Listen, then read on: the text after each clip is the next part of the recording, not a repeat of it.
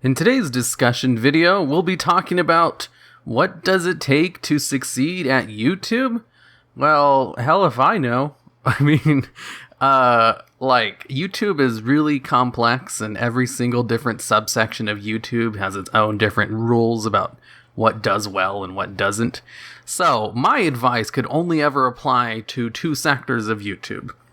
And that's having a gaming channel and having a card game channel, because those are the two that I have successful channels in.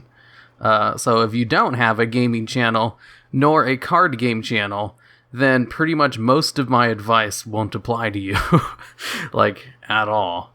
Because it's just, there's a lot that goes into it. In fact, I'm just going to talk about some YouTube stuff in here.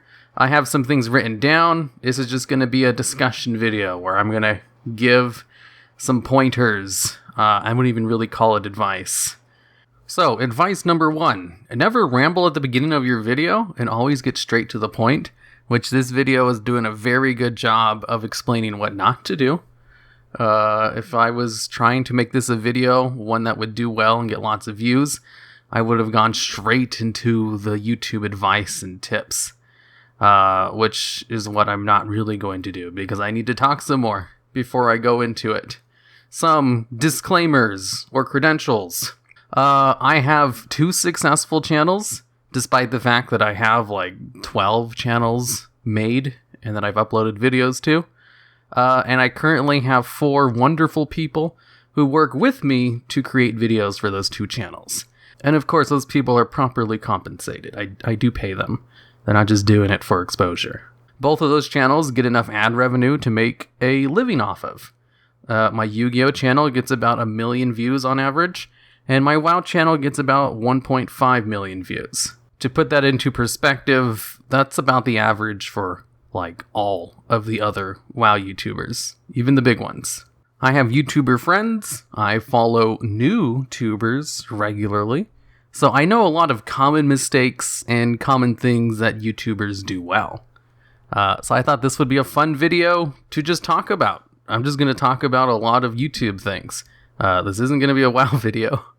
So I'll probably, just not talk about that and just go into the YouTube stuff. First of all, there is no one set way to make it. And sometimes it's best to break the rules and do your own thing. But you can't break the rules if you don't know what they are. Don't upload more than once a day. Maybe 2 times, but definitely no mass amounts of stream VODs. I see this happen sometimes where someone will start streaming and then they'll think, wow, these are amazing. Everyone in chat seemed to enjoy it. I'm going to spread these wonderful videos with everyone else. And then they'll upload 5 stream VODs a day for a couple of weeks straight. And, that's a good way to piss off your subscribers. Funny enough, people don't like it when you upload too much. It's something that rarely ever comes up because, it's hard enough making 1 video a week, let alone having too many to upload multiple times per day. But I do see this happen a couple of times, especially with Let's Play channels or channels where the videos themselves probably don't have that much editing or take too much time to create. Don't do more than 1 video a day. You're just going to piss off your subscribers. And also, people rarely like to see stream VODs. Speaking of VODs, this kind of goes into the next point.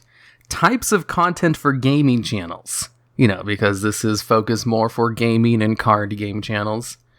If starting out brand new, no one is going to want to watch your Let's Plays. Just do highly edited videos instead. And if you want to do Let's Plays anyway, here's a few tips for them. Edit out tutorials and boring shit. No one wants to see you read out the tutorials or, running for 5 minutes to the next town. Just edit that shit out.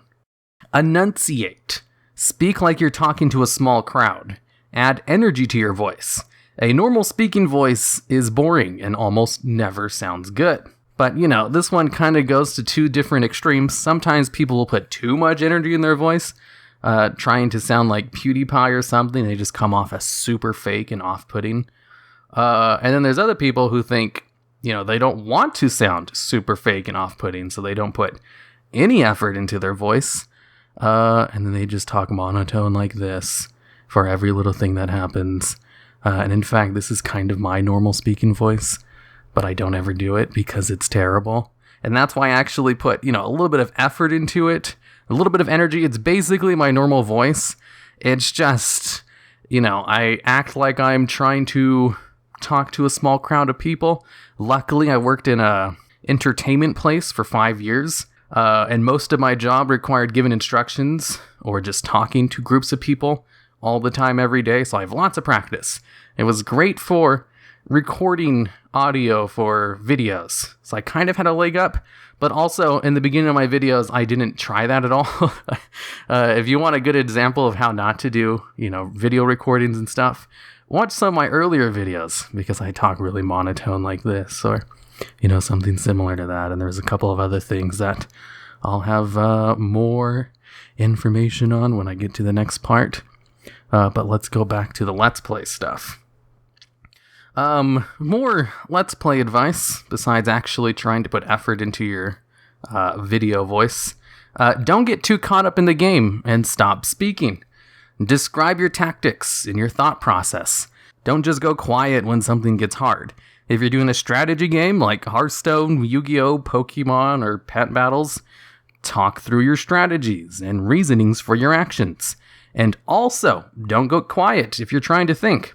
Talk through your thought process. I think I just kind of said the same thing twice, but it really applies for both situations. I'll sometimes see someone playing some kind of strategy game, and then as soon as things get a little bit tough, they just go quiet. And you just kind of see them on screen, and then okay, that was a tough one, and they don't explain what happened. It's like, oh my god. There's if you want to get really good at your commentary, I would highly suggest looking up this streamer / YouTuber called Day9. He's a really famous commentator, and he's like a professional commentator for esports and stuff. He was also a StarCraft 2 pro. He has a super successful stream and everything. Just watch the way he describes himself playing Hearthstone.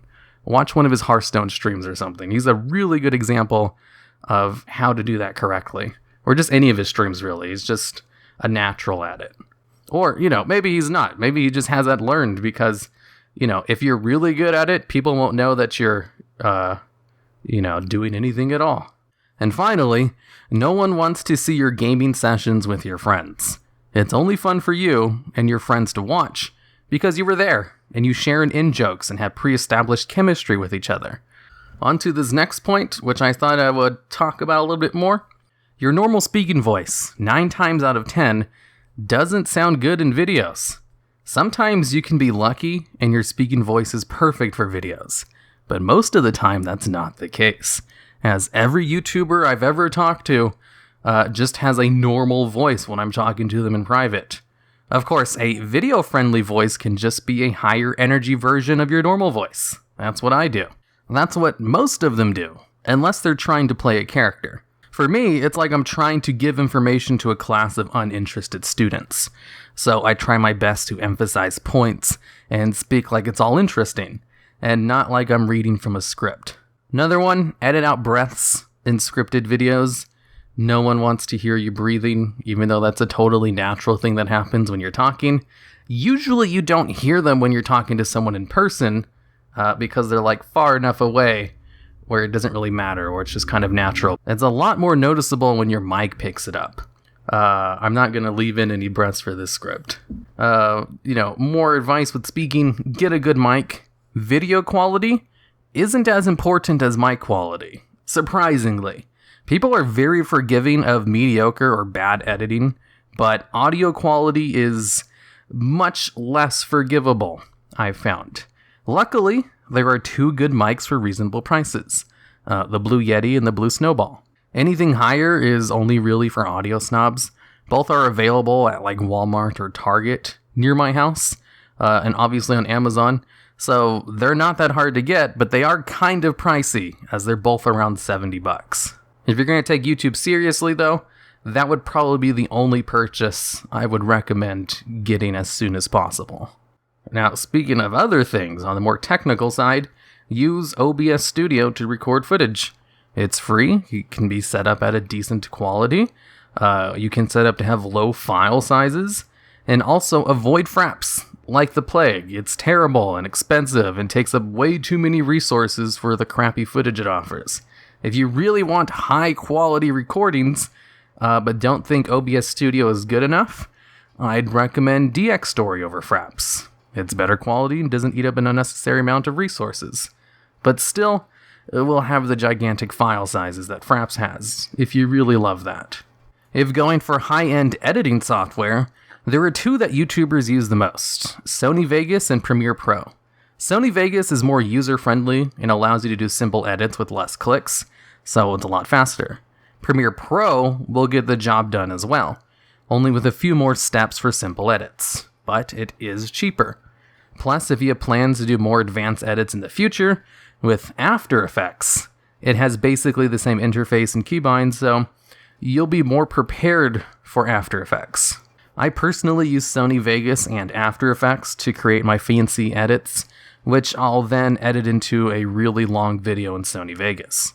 Never use After Effects as a video editor. It's so un-user-friendly that it's just going to take you forever. I know one YouTuber who uses After Effects as her video editor, and I would highly advise against it. Okay, for some more philosophical parts of YouTube, most YouTubers quit after a few months. Some YouTubers don't, but will literally never change anything about their channel or try to improve. So I'd recommend not doing either of those things. Keep at it, make habits, and try to improve. Best ways to improve are to see what other channels you respect are doing and see if you can copy them. Not wholesale copying, but like maybe taking some of the best parts you like about some of their videos or series and seeing if you can apply them with your own spin to it. Like, for example, the videos on this channel, the Azeroth Weather channel, the news videos, that style was copied directly from Total Biscuit's content patch he used to do, where it was like a news thing where he had footage in the middle of the screen and he had the topics to the left. It's literally the same thing I do with the news channel. Now, for some ideas, how do you get ideas? The most common thing new WoW YouTubers do are make news-related videos, because they seem easy to make, and some of the biggest channels are news videos. Most of them fail, though, because people are already getting their news from the big channels.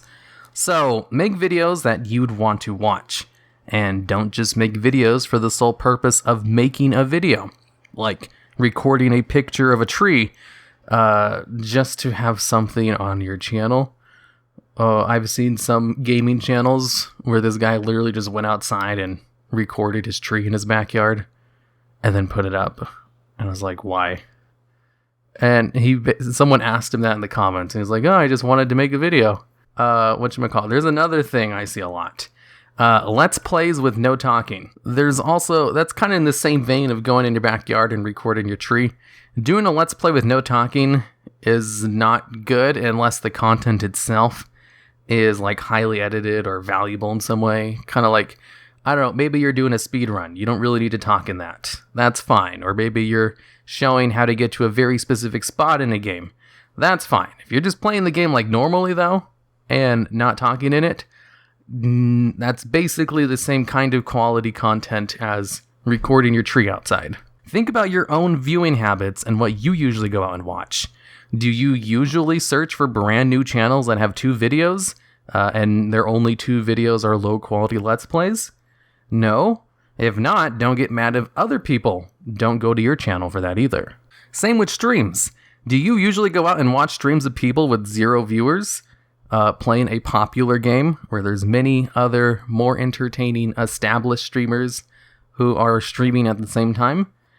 Most people trying to be streamers full time fail. I actually have a really good article that I'll link in the video description on this topic.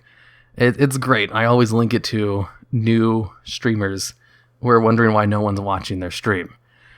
In the article, it basically interviews a couple of people who have been streaming for years. One of them has been streaming for 5 years on Twitch, and he gets a concurrent viewership of sometimes one person, even though he streams every day. That is pretty normal. You don't usually see that, though, because if you're watching streams, you're usually only watching the popular ones who have, tons of people in the chat. And you think, wow, they're just playing a video game. That's easy. I can do that too. Ignoring all the other factors that went into the fact that they have that popular stream. And speaking of streaming, this next piece of advice is literally only for already established YouTubers or small YouTubers that have some kind of following. Trying to grow a stream with no following, I think is impossible. I don't know how streamers do that. But growing a YouTube channel from nothing is a lot more possible, and I've done that. And if you are a small YouTuber and you want to start streaming, stream on YouTube. I see so many people make the mistake of trying to stream on Twitch because that's what all the big YouTubers do. I guarantee you'll see better success on YouTube streaming. Otherwise, you'll be like the many, many people I've seen with sizable YouTube audiences getting less than 5 average viewers on Twitch. If you have a YouTube audience, stream on YouTube. You can always move on to Twitch later if you're really diehard at it. Unless you're already like a really huge YouTube channel with, over 100,000 subscribers or something. Then you can stream on whatever you want and you'll have a big enough audience where they'll follow you no matter what. If you're not, though, if you're a small YouTuber with less than 10,000 subscribers, stream on YouTube.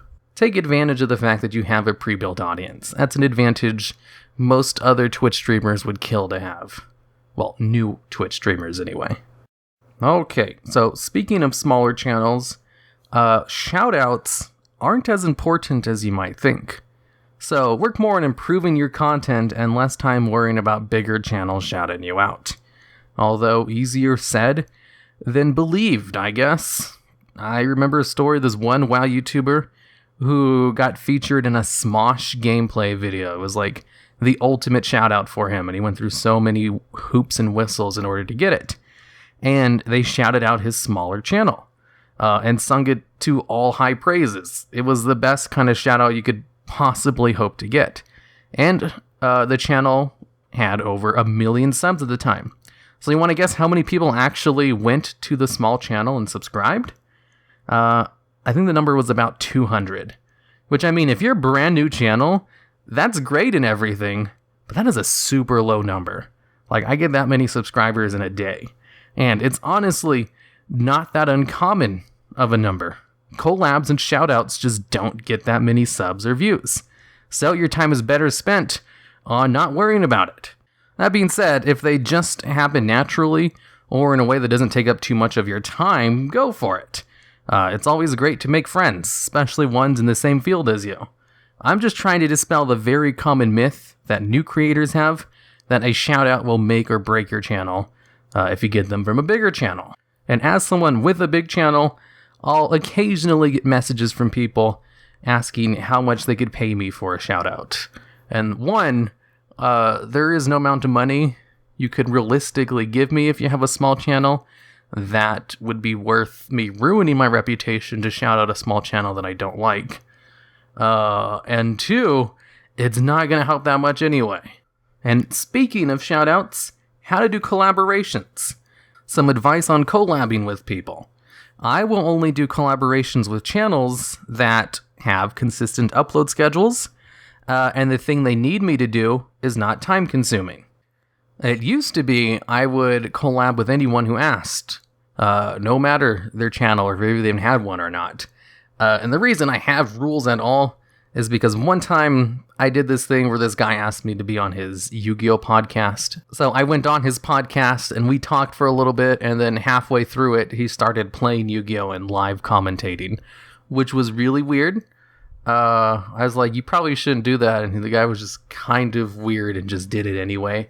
So I had to awkwardly listen to him do a duel for 15 minutes. And then we talked a little bit more, and then I left. And then I checked his channel, and he hadn't uploaded any videos. And then I checked it like 2 weeks later, and it was gone. I think he just deleted it. And yeah, that podcast is never going out. So because of that, I have rules on who I'll accept collaborations from now. So how to look for collaborations. Look for channels at or around the same size as yours, or smaller, but don't be afraid to reach out to bigger channels either. Just keep in mind my rules on collabs, and know big channels most likely have the same rules or are much stricter. So, if you can't meet my rules, don't bother asking other people. Which include, the user must have a consistent upload schedule, and the thing they need me to do must not be time-consuming on my part. Numbers, view count, subs, that stuff doesn't matter. So if you have like a brand new channel with like less than 5 videos on it, that's going to be a big no. But if you're a new channel with consistent uploads for a couple of months, maybe. Consistent uploads for a year? Absolutely. And if you can't meet my rules, then I wouldn't suggest asking other people to collab, since mine are super easy. Make sure the collab is natural and not off-putting, like having them voice a segment in your video you'd normally do yourself, or as part of a big video of collabs, like the end-of-year videos Talius and Evitel used to do, or the one So Breezy does. Those are two of the best examples of collabs in WoW YouTubing in my personal experience. On the Yu-Gi-Oh side, they'll sometimes have people come on to a normal video and voice a segment, or even make a video for them in their style. If you reach out to someone for a collab, have something planned out already. Don't have a vague idea and then ask them for opinions. And definitely don't ask them to make a video for you. Send them a private message through their business email on their YouTube page or wherever they have one. Ask them if they want to collab, and in the same email, give details on exactly what it is and how long it might take to do. In my experience, most YouTubers are pretty nice about it, and will do most things if you simply just ask in the way I said. And if you're asking someone bigger than your channel for a collab, know that they most likely have nothing to gain from it, so don't even try to explain what they have to gain from it in the letter, and just say it won't take much of their time. Also, as a big YouTuber, we usually get tons of messages from really scammy websites every day, asking us to do some kind of promotion for some really sketchy website. So offering money won't really help your chances either. Now, enough about collaborations and stuff. Let's go on to the YouTube algorithm.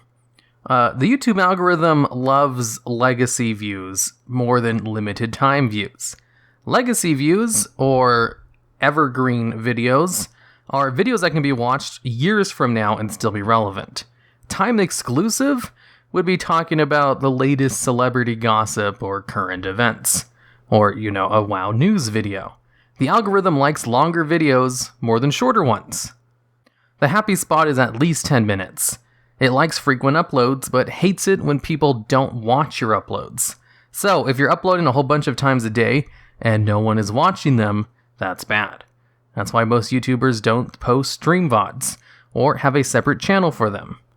So, frequent uploads, at least once a week, 10 to 30 minute long videos, and aim for legacy views. If you have a successful video, analyze what was successful about it, and try to recreate it as soon as possible to gather momentum. I remember more recently, actually this was probably a few years ago, there was another YouTuber who made a top 10 video on a subject, and the video blew up, and it was like his most popular video on his channel. So the next week, he released a part 2. And then the week after that, he released a part 3, which is a textbook example of someone who knows what they're doing on YouTube. That was great. It helped boost his channel a ton. He got tons of views and subscribers out of it.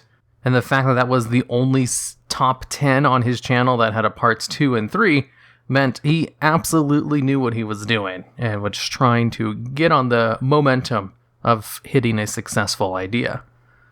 So good stuff like that. Sometimes, though, you can't really recreate it, so these kinds of things are pretty vague for a reason. Now, on to titles and thumbnails. Your title, and your thumbnail especially, is more important than the video itself. Marketing is key. You need your thumbnails to attract people to the video, and the titles themselves, you need to put effort into them. I do see a lot of people who are starting out who will just put like, I don't know, if it's a one-off thing, they'll put the name of it. And that's it, with like no tags in the title. You can put all the tags and relevant information in the tags of the video you want, but title is much more important. So like, for example, on my end, whenever I release a Yu-Gi-Oh video, I'll make sure to add Yu-Gi-Oh in the title in some way. Like, the last one I made was the top 10 useless cards. I could have just put, top 10 useless cards. Instead, the title is the top 10 most useless cards in Yu-Gi-Oh! It's a small thing, but it really helps. Same thing on my WoW channel.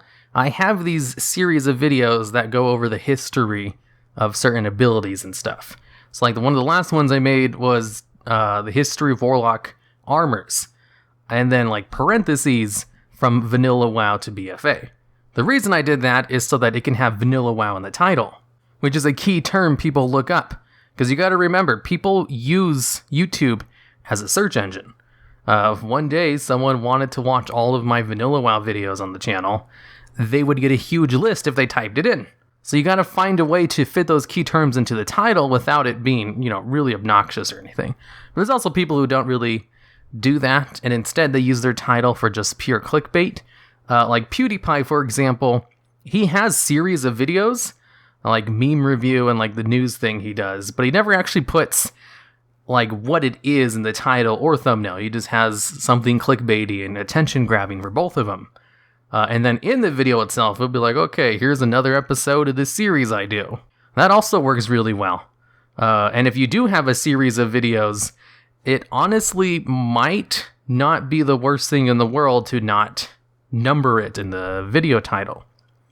Because most people won't watch episode number 24 of something, because it'll make it think they have to watch the first 23 first. So try not to number your videos if you don't need to. Sometimes you do, especially if it's in an ordered series, but I know some channels who make videos that absolutely don't need to be ordered at all, and their title is literally just like, WoW Let's Play number 3 or something, and it's something where you don't need to watch the previous 2 in order to see it. Oh, and also, make a thumbnail. There's so much that goes into it. Like, I'll sometimes spend an hour on each of my thumbnails, even though they look stupid. But that's because I put a lot of time and effort into the placement of everything on there. The thumbnails are so important that they're worth at least putting an hour into. And try not to reuse the same thumbnail for everything. Like, I'll see that on long-running Let's Play series, where they'll literally just have the same exact thumbnail, except with a different number changed in it. That's not good. Okay, enough about titles and thumbnails. Let's talk about how to get easy views for videos. So, in my experience, ways to get easy views for videos and discoverability are to make guide videos, top 10s, and reactions to current events. Guides get lots of search traffic. YouTube is the second biggest search engine after Google. Top 10s, for some reason, also get a lot of search traffic and clicks. I'm not sure why, but they do. I was able to turn my second Yu-Gi-Oh channel into a successful side venture by just adding a top 10 video a week to the mix. And the change was almost instant. It only took about a month or 2 for them to start matching the views on my main channel. And reactions aren't really my cup of tea, but I've seen other WoW YouTubers do them to good success, even smaller channels. For those, I'd assume you need a pre-built audience, but like I said, I'm no expert on this topic. I just thought I should mention it, since I did notice a trend that definitely does attract people, and will get people to your channel in some way. If you're a brand new channel, I'd advise against it though. Like, there's a reason Asmongold's reactions get a bunch of views. It's because people already know about him, and they care about his opinions on things. They probably don't care about you if you don't already have a pre-built audience, though. Lots of artists, YouTubers, creative people want to succeed by doing things their way, and their way only. I see this so often that it's kind of crazy how common it is. Almost all the people I've met who are like this are not doing their creative thing for a living, because being able to actually making a living in a creative field requires some flexibility and business sense, which people who are unwavering in their creative process just do not have for a multitude of reasons. Not to say I'm super business savvy either. If I was, I wouldn't be doing YouTube. It's more of a, I like to make stuff, and I also have the business side well enough versed where I'm able to apply it and actually see some success. To put some numbers to it, the average CPM is $1 per 1,000 views. So every time someone gets 1,000 views, you can almost guarantee they probably made $1. But there's some caveats to that. Videos over 10 minutes can make 5 times more with those 2 extra ads in the middle, plus YouTube Premium revenue. So there's a reason channels stretch out their videos to 10 minutes. It is absolutely worth the effort. So 1 video a month that gets 100,000 views and is less than 10 minutes will make you about $100. So if you've ever wondered why someone who makes great videos isn't doing YouTube full-time or as a living, see how often they upload and how many views those videos get.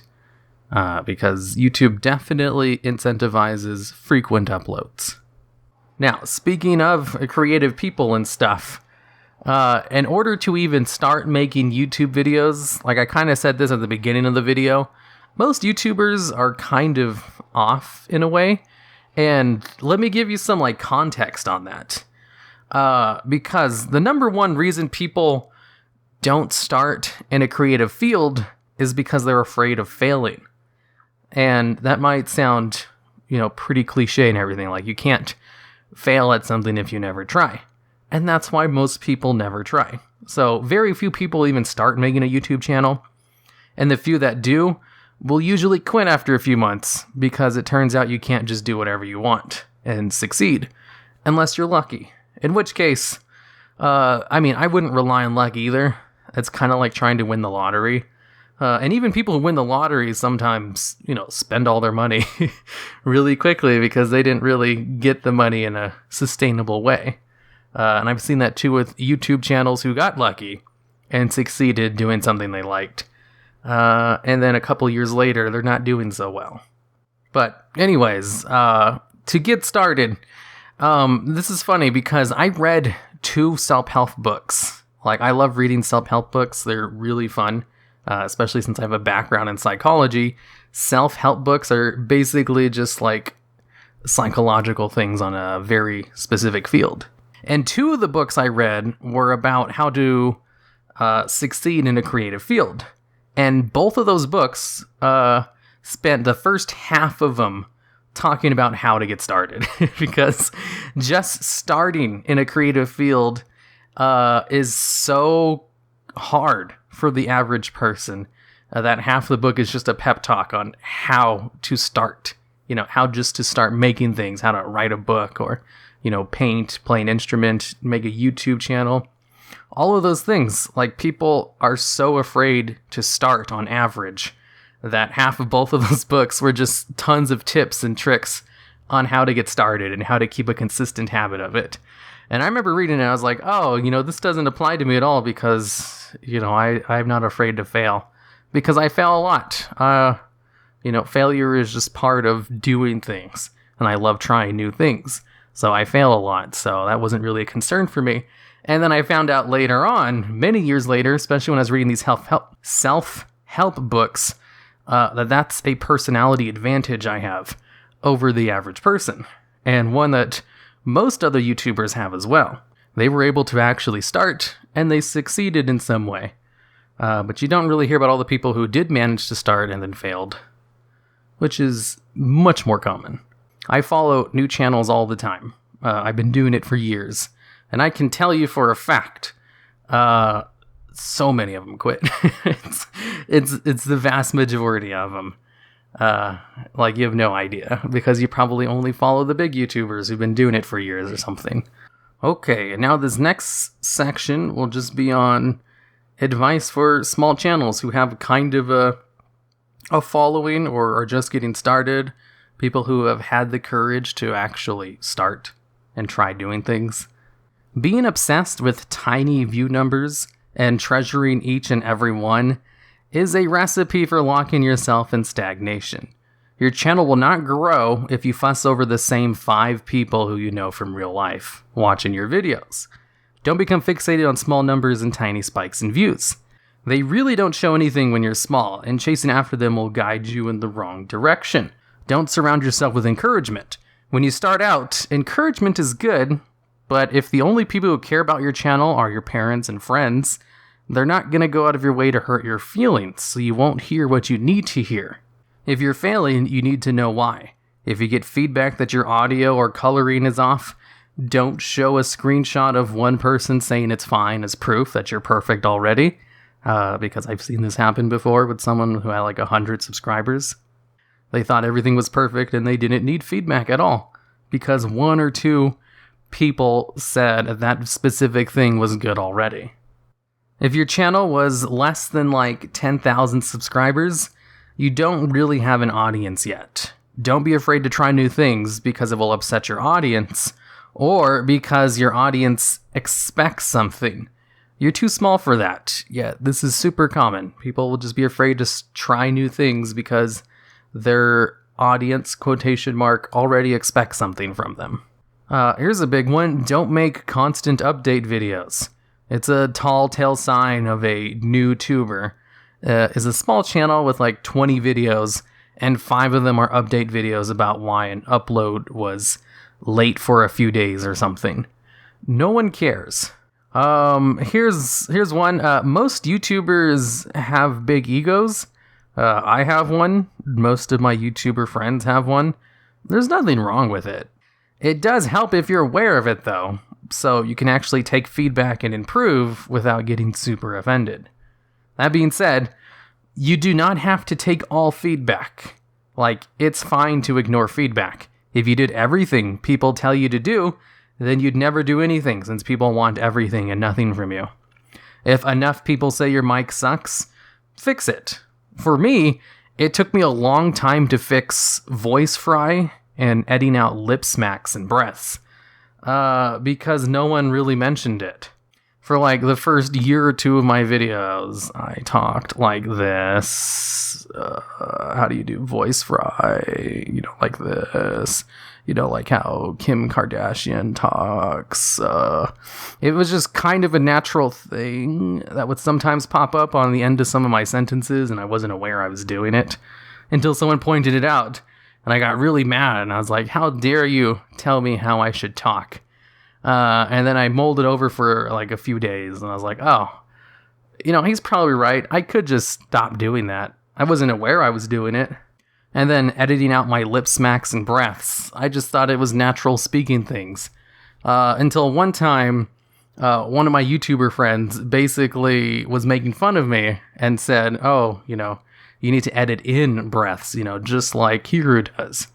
And I was like, oh, you know what? I do have a lot of breaths in my video. I never noticed that until I was made fun of it about it.